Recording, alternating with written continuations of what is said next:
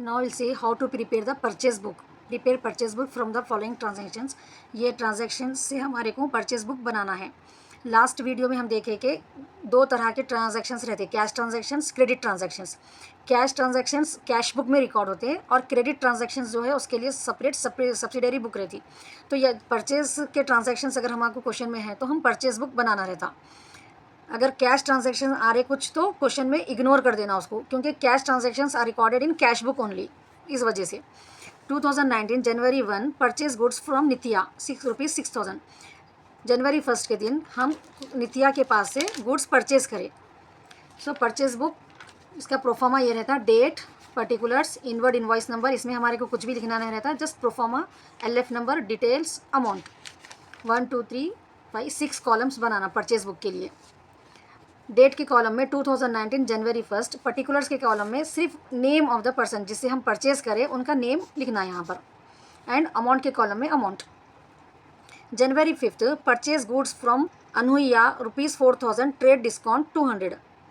In the previous class I have already explain trade discount.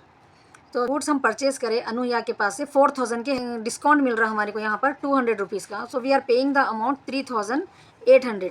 So January 5 purchase किसके पास से purchase करें, हम अनुया के पास से परचेज करें. ट्रेड डिस्काउंट ₹200 है, तो 200 जो डिस्काउंट हो रहा हमारे को लेस ट्रेड डिस्काउंट बोल के लिखना रहता. ये डिटेल्स के कॉलम में दिखाना. तो टोटल हम अनुया को 3,800 का पेमेंट कर रहे.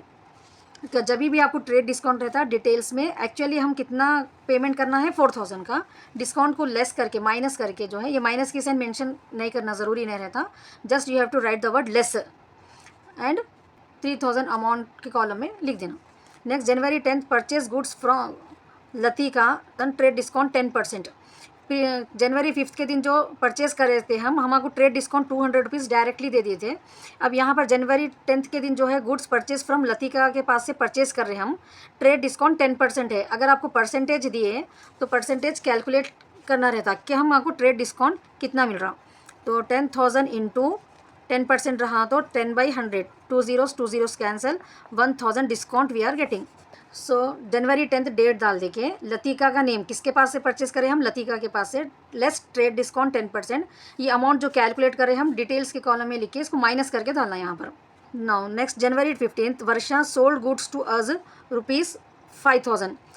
यहाँ पर सोल्ड आ रहा, लेकिन यहाँ पर हमारे पॉइंट ऑफ व्यू देखना है हमारे को कि हम क्या कर रहे हैं. वर्षा तो सोल्ड कर रहे हैं, लेकिन हमारे को कर रहे हो नो सोल्ड, तो हम क्या है, ये परचेज कर रहे हैं हम. सोल्ड वर्ड भी आया अगर तो सेल हम क्या कर रहे देखना है. अपने को दूसरे जने सेल कर रहे हैं तो हम क्या कर रहे, परचेज कर रहे. तो इसलिए ये परचेज बुक में आता. जनवरी 15 वर्षा का नाम लिख के, ट्रेड डिस्काउंट कुछ भी नहीं है, डायरेक्ट अमाउंट डाल देना है.